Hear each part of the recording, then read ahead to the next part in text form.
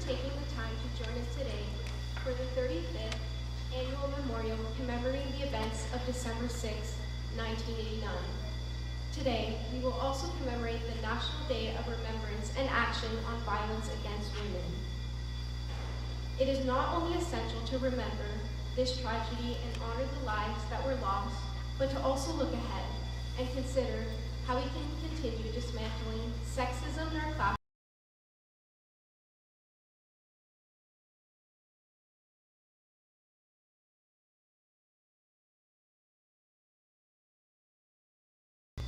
that has been cared for by Indigenous people for generations. Too often, Indigenous perspectives are missing from conversations about women in STEM, limiting both our understanding and our progress. We gather today on the traditional territory of Anishinaabe, Haudenosaunee, and Huron-Wendat people, protected under the Dish-with-One-Spoon, Belt Covenant, which calls for shared knowledge, peace, and mutual respect among all who share this land. Acknowledging this territory means recognizing its deep history, when that long predates the earliest European settlements. Kingston's Indigenous community continues to reflect its Anishinaabe and Haudenosaunee roots, while also including a significant Métis population and First people from many nations across Turtle Island.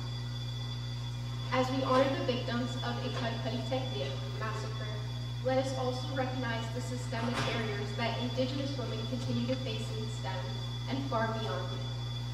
I encourage us all to learn from Indigenous knowledge, to advocate for Indigenous inclusion, and to support their advancement as part of our ongoing commitment to truth and reconciliation.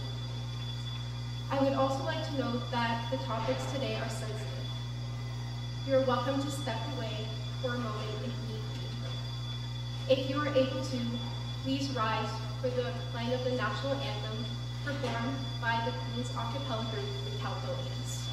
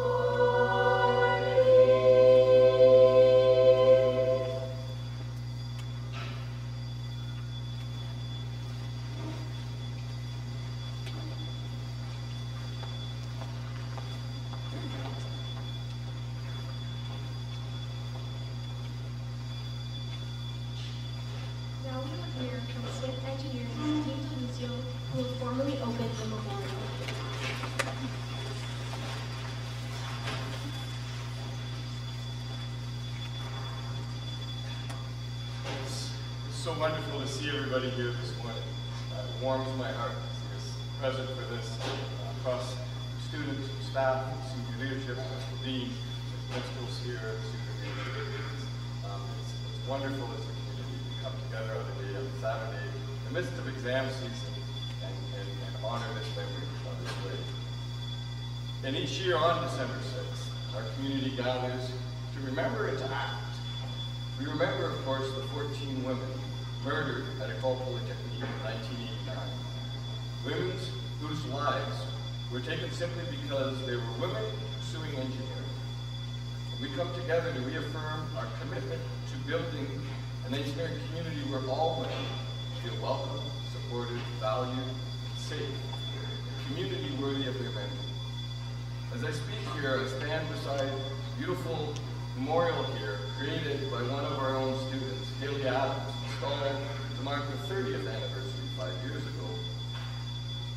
And the white rose at its center, and the 14 petals that drift along the wall ensure that each of the women is present with us here today, not as symbols, but as individuals whose lives and futures matter.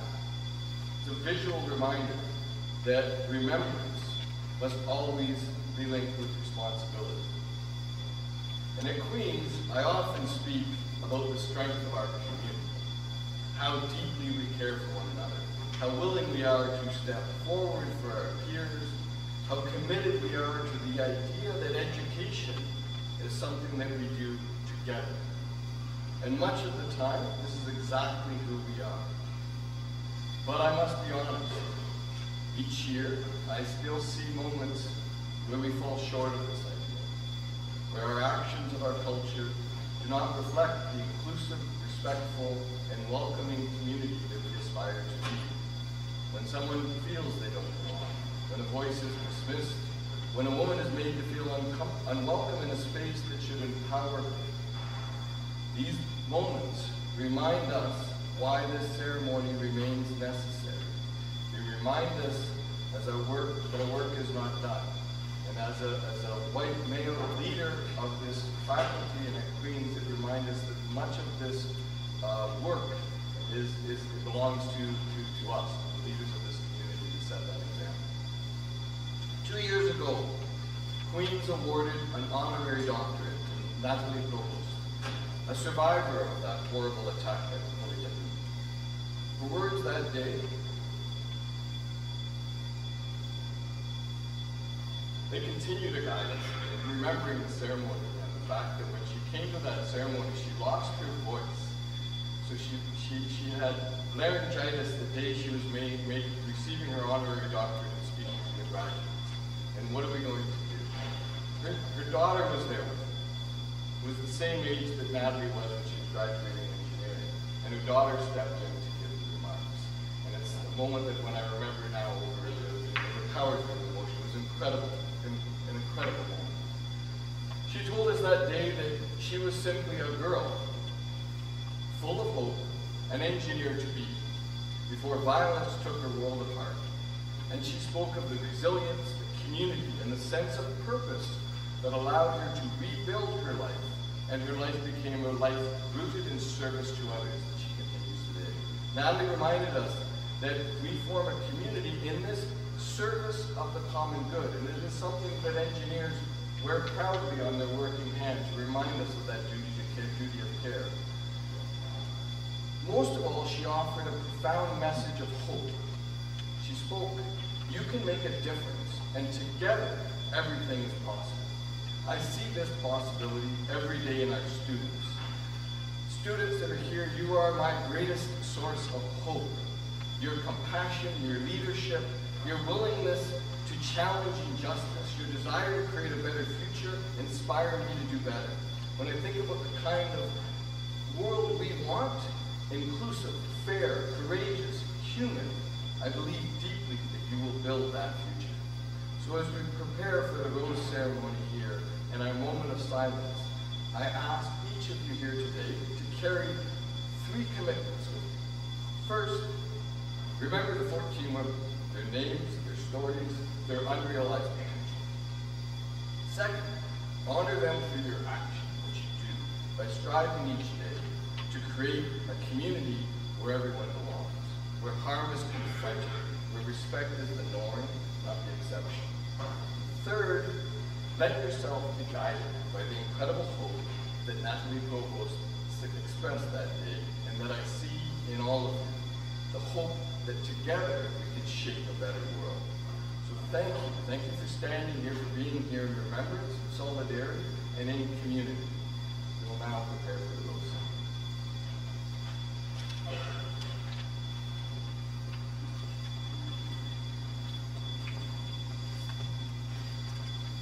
Thank you, Dean Deluzio, for joining us today and opening this important memorial. On December 6, 1989, an armed man entered the Polytechnique in Montreal with the deliberate intent of targeting women studying at the school as an act of anti-feminism. He murdered 14 women and injured 13 others. Among those killed were students attending their final class before graduation, young women preparing for promising careers, and others who were just beginning their academic journeys. They had their whole lives ahead of them, yet their futures were unjustly and abruptly taken. This tragedy, known as the Montreal Massacre, sent shockwaves across Quebec and Canada. We continue to mourn the loss of these bright, talented women. Today, 12 engineering students, 1 nursing student, and 1 engineering faculty member have come together to help us remember these women in the rose ceremony. Following the ceremony, we will have a moment of silence to reflect and commemorate the victims. Please allow us a moment to prepare for the ceremony.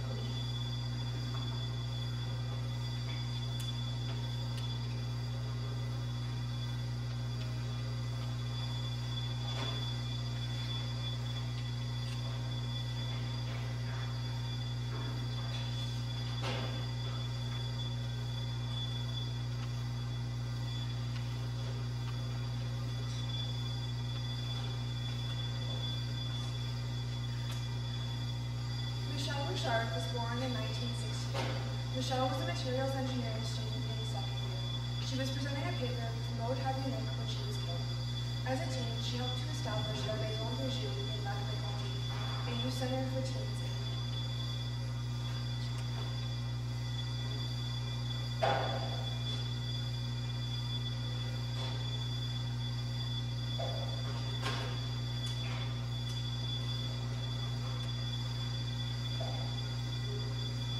Helen Colgan was born in 1966. Helen was in her final year of mechanical engineering and planned to do her master's degree. She had 3 job offers and was leaning towards accepting one from a company based near Toronto.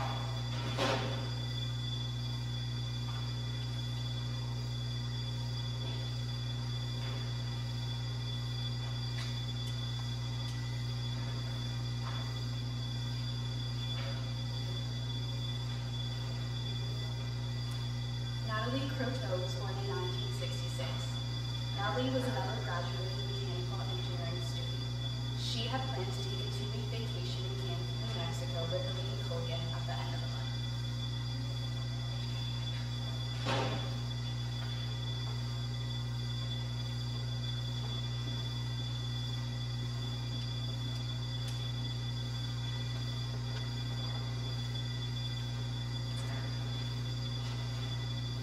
Maurice Leclerc was born in 1966. She was a material engineering student. Maurice had a year to go before graduation and was one of the top students in the school. She acted in plays in junior college.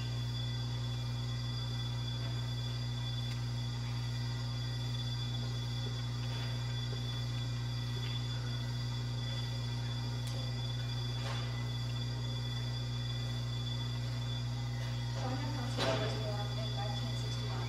She was the head of her class and was the pride of her hometown, Saint-Laurent in Quebec. She had 5 sisters and 8 brothers, and she was killed the day before she was set to graduate from mechanical engineering. She had a dominant reminder of her ex-husband.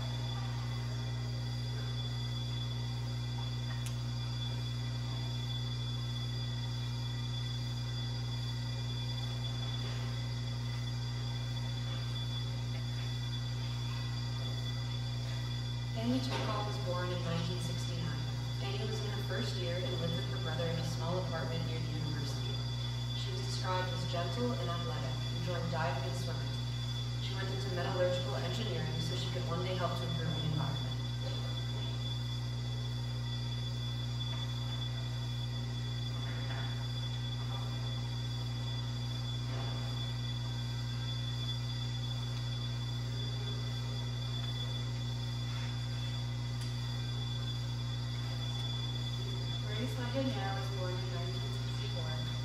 graduate clerk in Medical Polytechnic's Finance Department, and the only non-student killed.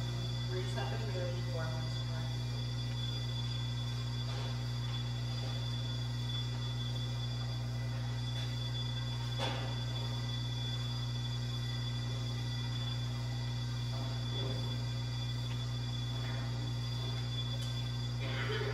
Barbara Danielle was born in 1967. Barbara was expected to graduate at the end of the year. She was a teaching assistant for her father, Pierre Danielle, a mechanical engineering professor with the city's head of French language engineering school at the Université du Québec at Montréal.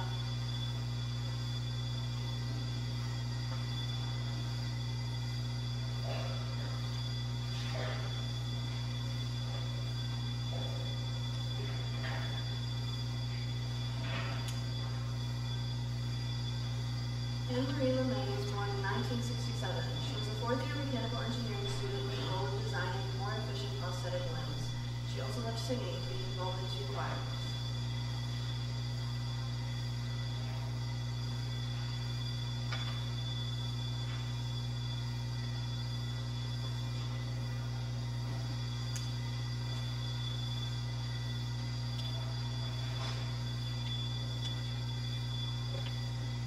Anne-Marie Edward was born in 1968. She was a chemical engineering student who was also on the University of Montreal Saint. Anne-Marie loved learning new languages and was always surrounded by friends.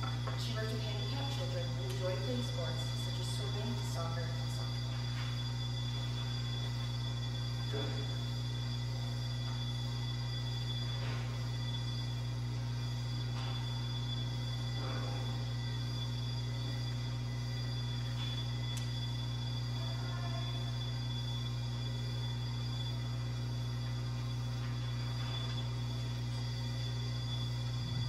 Maud Kayernik was born in 1960. She was a second-year student in metallurgical engineering and a graduate in environmental design from l'Université du Québec at Montréal. She loved sculpting and interior design and wanted to apply her engineering degree to this passion.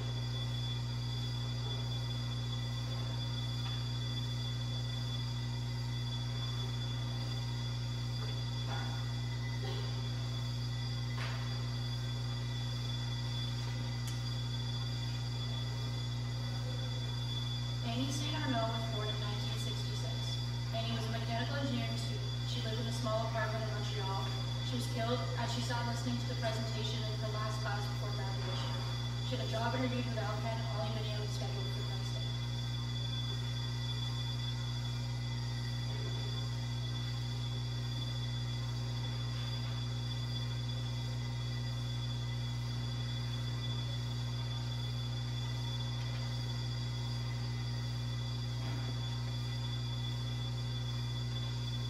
Genevieve Bergeron was born in 1968. She is a second-year scholarship student in mechanical engineering. She played the clarinet and sang in professional choir. In her spare time, she played basketball and swam.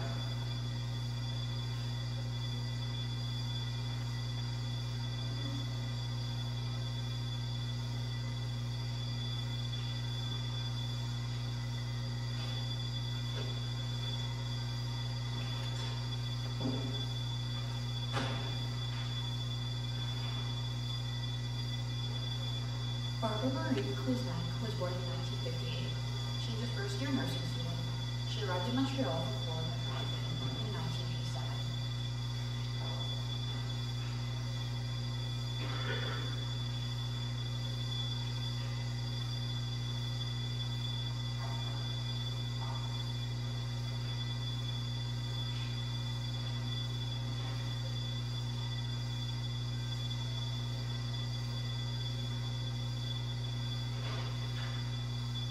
We now invite you to join us in a moment of silence.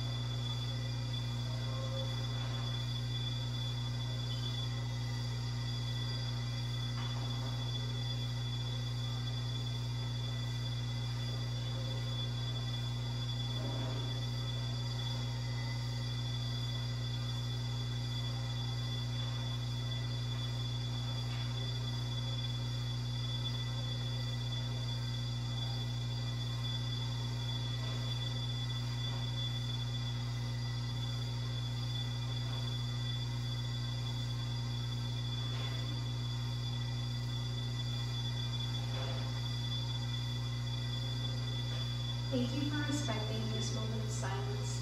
May it serve as a powerful reflection of our collective sorrow and as an opportunity to reinforce our commitment to standing against such atrocities. It is a sober reminder of our profound and ongoing impact that gender-based violence has on our society. Thank you to our volunteers who now return to your place.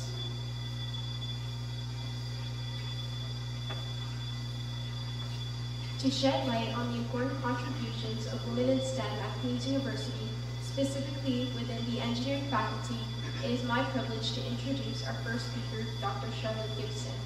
Dr. Charlotte Gibson is an assistant professor and associate department head of the Department of Mining Engineering here at Queen's. She completed her Bachelor's of Science in Mining Engineering at Queen's in 2009, followed by a Bachelor of Environmental Design and Studies in Architecture at Dalhousie University in 2012, and her PhD in Mineral Processing at Queen's in 2016. Before joining Queen's as a faculty member in 2020, Dr. Gibson worked throughout Canada, the United States, and Australia in mine operations, mineral processing, flow sheet development, mineral processing technology development, and data analytics for major companies including SGF, Barrick Gold, and Vail.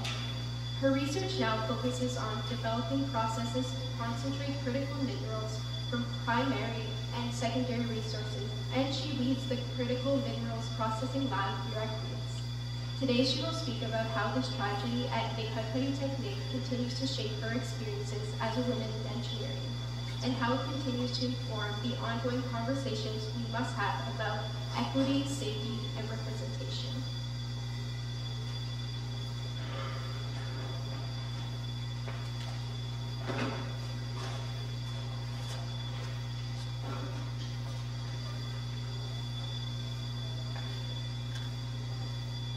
Good morning. Good morning, and thank you everyone for joining us here today on this very important day of remembrance and action. I was asked to speak with you today by our student organizing committee about how the horrific events of December 6, 1989 shaped my experience as a woman in engineering and shaped the experience of women in engineering in general. And as it turns out, this is actually a very hard question to face and address. I don't think it's really truly possible for me to grasp the magnitude of the impact that the event has had on my experiences, on my life, and on the opportunities that have been afforded to me and to those who grew up following the tragic events that transpired on this day over 35 years ago. After all, I was only 2 years old when on December 6, 1989, a 24-year-old man entered the Lac Polytechnique, where engineering students were wrapping up their final classes and preparing for their final exams, separated the men from the women at gunpoint, and proceeded to kill 14 people, all of whom were women, and many of whom were engineers, over the course of 20 terrifying minutes. I was only 2 years old when police found a letter that stated the killer's motive. Having been denied admission to the engineering school based on his marks, the killer's letter explicitly stated that his motive was to stop the feminists whom he claimed ruined his life, to stop the women who wanted to keep the so-called advantages afforded to women, things like maternity leave, while simultaneously seizing the advantages meant for men. The women, the feminists, who wanted to take advantage of the knowledge that had been accumulated by men over the course of history. I was only 2 years old when in the early hours following the tragedy, several young women journalists, those who were willing to work after hours, were sent to cover the scene, only to have their male bosses, upon learning the victims were women, raise concerns over the fragility of these young women journalists and their capacity to cover the story objectively and professionally. As a result, all of the major on-air broadcasting that night, the explaining of the events to the public, was reported by men. And I was only 3 years old when a year later, reflecting on the one-year anniversary of the event, the Globe and Mail published an article posing the open question: the act of a madman, or a tragedy sparked by society's pervasive sexism? A question that sows a seed of doubt in the public psyche, dismissing the blatant, clearly articulated violence against women as the random act of an isolated individual. Suggesting that this event is something that we should certainly mourn, but not necessarily something that should shake the foundations of our society. And so it's been under this tension that I grew up to become a woman in engineering, in a world that drifts in the wake of the tragic events of December 6, 1989. A world where speaking openly, as we are today, about violence against women, about creating spaces for women, about maternity leaves and equal rights, is no longer taboo. A world where this discourse and dialogue is actually welcomed and encouraged, and where we as women are encouraged to gather and support each other in our unique challenges. But this is still a world in which, amidst a public outcrying of support for women in STEM, I still can sense people's tone of voice change, soften a little bit when they're speaking with me compared with a male colleague. A world where I hear murmurs, increasingly loud ones, questioning our initiatives in support of women, questioning if they add value, and are actually a fair allocation of resources. It's in this world that we come together today to reestablish our collective memory of the events of December 6, 1989. To remember that this was, in fact, a blatant act of violence against women, erupting from the deeply rooted belief that women do not deserve the same opportunities, no matter how hard-earned, as men. And in remembering, we must resist the temptation to dismiss this as an isolated act attributed to the mental health of a single individual. We must acknowledge the event as the shameful and difficult memory that it is. And in the words of one historian, we must make use of the lessons of injustice undergone in the past to fight injustices taking their course today. So we come together to remember the women that we lost and remember that violence, both physical and figurative violence against women, begins in the collective consciousness of our society. It begins in our minds. It begins with the resentment that builds when it's assumed that something is being given and not earned. So we come together today in remembrance to renew our resolve, to create spaces for people and women in engineering, and to remind ourselves that our place as women in engineering has and continues to be very hard-earned. So today I want to acknowledge those women who lost their lives on December 6, 1989, and all of the women engineers who have come before me, forging ahead in the face of all forms of violence. I see you and I thank you for your resolve. I thank you for coming back day after day. My path has been easier because amazing women like Heidi Plug and Mariana Kantopoulou and Anna Da Silva faced challenges and persisted in the face of those challenges so that I hopefully will never have to. I also want to take a moment to acknowledge the women who follow me into this profession, to the amazing women students of Smith Engineering. I see you guys too. I recognize that, well, things are very different for our next generation. They are far from easy. I recognize that we have to continue to create systems that distinguish the unique circumstances faced by women so that we can enable them to reach their true potential. Humanity is facing some serious challenges today, and we simply can't afford to stifle, exclude, or ignore the voices of half of our population. And so in closing, as we come together today in remembrance, I want us to also look to the future. The task before us today is to change the collective consciousness, to change people's minds, to change what people and society know to be an engineer. And so today, as we take the lessons on the injustices of the past and build a future where society knows that we are exceptional engineers, not even though we are women, but because we are women.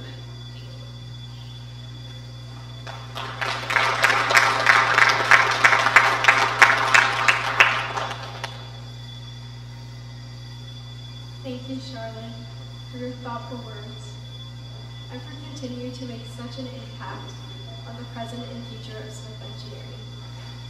I will now introduce our second speaker, Ruby St. Clair, a current Smith Engineering student. Ruby is in her third year of mechanical engineering and is the first recipient of the Claudette Maquet-Lasson Excellence Scholarship, a national award created by L'École Polytechnique to honor leadership, academic excellence, and community engagement among women in engineering. Ruby is very involved in the Queens community. She is currently the Chief Technology Officer for the Queens Biomedical Team, contributes to various engineering outreach initiatives, and is committed to broadening her experience in fields such as aerospace, materials, and energy systems.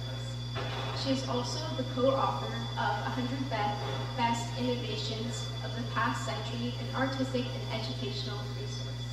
Her passion for advancing research and community involvement has had an impact that extends far beyond the Queens community.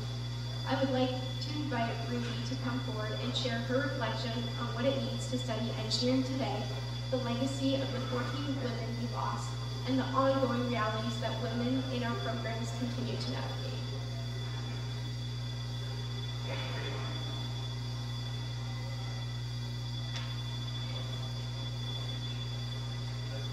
Good afternoon, everyone. I would like to thank you all for taking the time to be here today, especially during exam season, to commemorate and remember what happened on this day in 1989 at Polytechnic. My name is Ruby Sinclair. I'm a third-year mechanical and materials engineering student here at Queens. The first time I ever heard about the massacre at Polytechnic was in my history class in high school. But I didn't really understand the full levity of the situation until I became a student here at Queens. Upon learning about these women, I realized they were just like me. Same age, same dreams, and even many of them studying the exact same classes that I'm going to go study for right after this in mechanical engineering. The only real differentiator between them and me is the fact that they went to school in 1989 and I would go to school in 2025. I could have been them.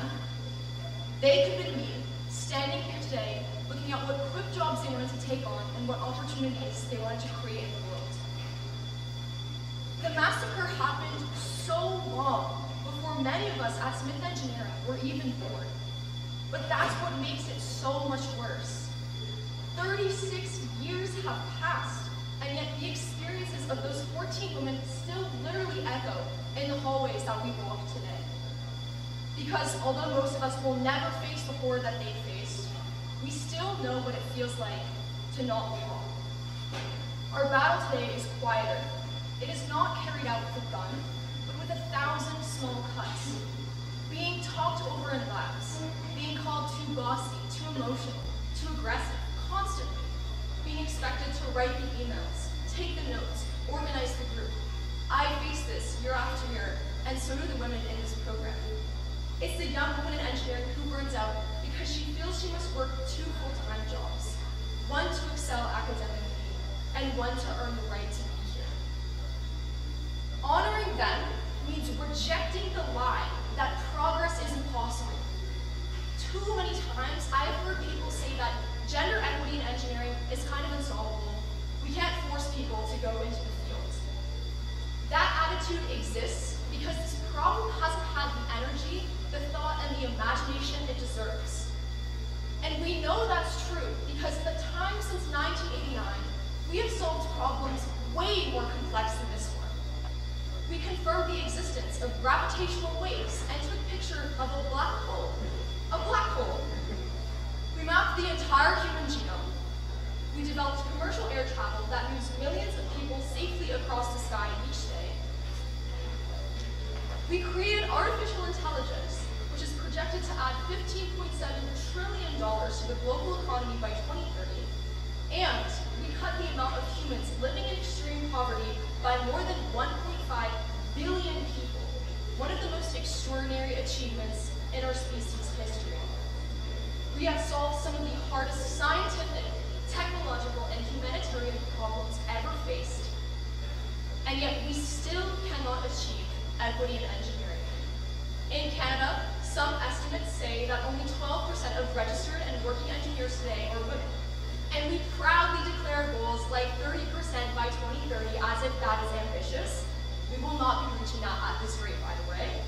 But at the time of the massacre at Polytechnic in 1989, the share of engineering women was estimated at 3%, and 36 years have passed, and we have not even achieved 10% increase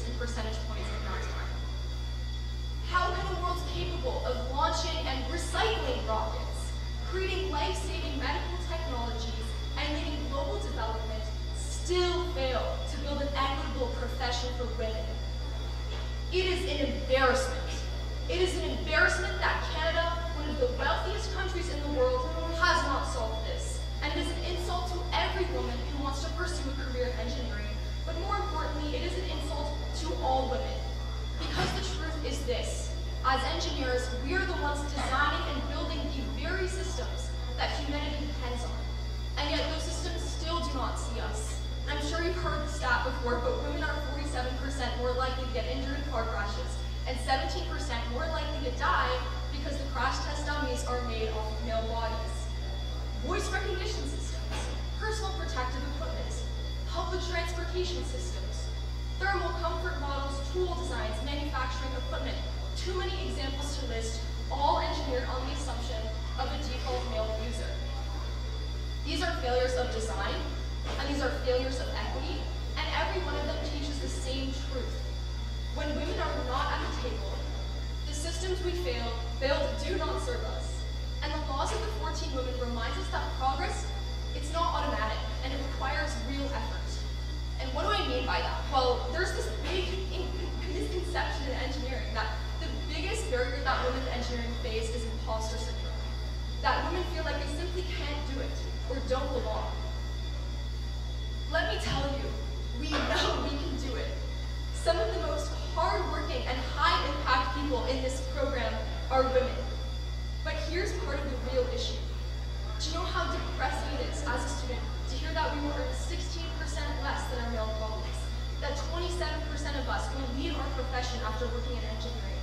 That women won't be as likely to be promoted due to poor work-life balance and lack of mentorship early on? And that 30 to 60% of us will experience sexual harassment? We don't want just cheerleaders. We want these systems to be changed for true equity.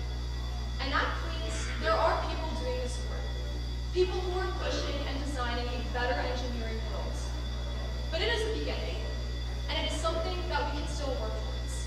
And these people are people we should be uplifting and celebrating and supporting as we keep moving forward. Dr. Heidi Klum, our chair of Women in Engineering at Queen's, proudly celebrates and uplifts some of the strongest alumni our program has ever outputted, bringing mentorship to the table while incorporating equity teachings into our course material. Christine Bies, an engineering physics alumni and founder of Untangle Money, which is a financial firm targeted towards women's needs, is creating a starting point in closing the gender pay gap. And even our incredible clubs, whose many of their leaders are here today, like Wives, RoboGals, Women in Automotive and Motorsport, Queen's Women in Applied Science and Engineering, impact women all the way from elementary education to post-grad. And even as we take a look at this room, look at the students, the faculty, the staff, the allies who showed up today, not because they had to, but because they care. People working every day to make this community fairer and safer. And standing here, I can't help about what these 14 women would say to me.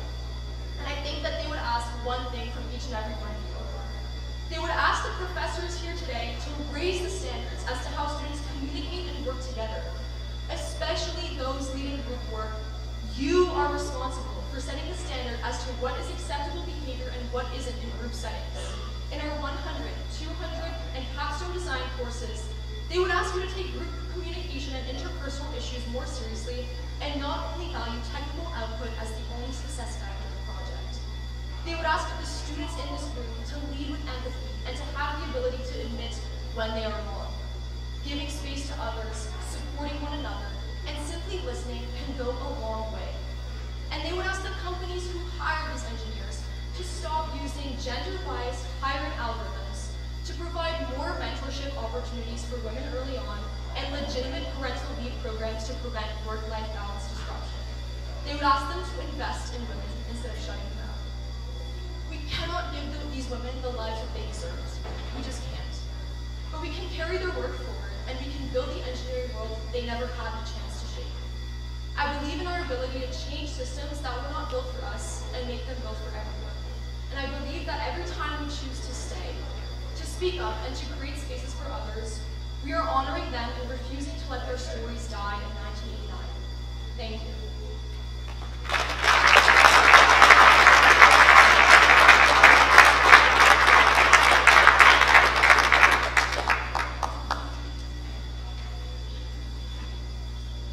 Thank you, Ruby. for sharing your thoughtful words and experiences. The impact you have does not go unrecognized. You continue to inspire female students and women in STEM. Lily Adams, a 2021 Queen's Civil Engineer graduate, worked alongside the Queen's Women in Engineering chairs to design an art installation here in Richmond Royal Hall, honoring the women who lost their lives on December 6, 1989. To your left, you can see this beautiful installation. It was officially unveiled remotely in 2020 and serves as a reminder to all students who pass by it to give a thought to the tragedy that occurred, to remember and commemorate the victims of the massacre at L'école Polytechnique, and to reflect on how we can all contribute to a more inclusive environment at Queen's. In 1991, the Parliament of Canada declared December 6 to be the National Day of Remembrance and Action on Violence Against Women. It is also known as White Ribbon Day. As you wear your white ribbon, let it serve as a reminder of this tragedy, the action that has resulted from it, and the work that is yet to be done. Now, the Queen's a cappella group, the Caledonias, will perform a song titled Prayer. This song will be written by Whitney Berry, was created specifically to honor the victims of the Montreal Massacre.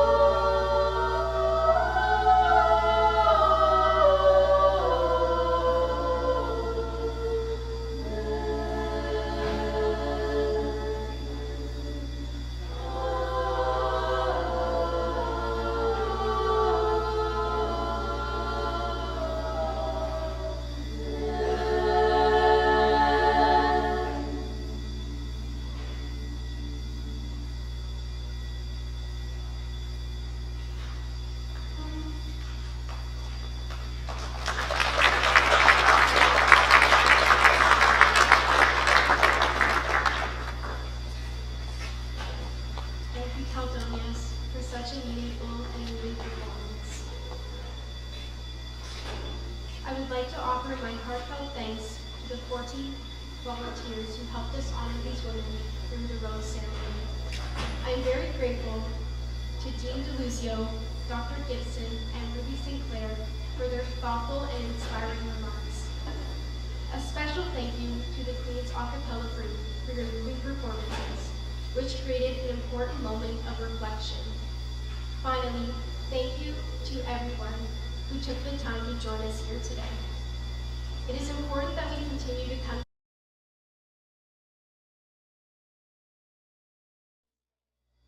and to reaffirm our commitment to standing against gender-based violence. For those joining us in person, we will now have a reception.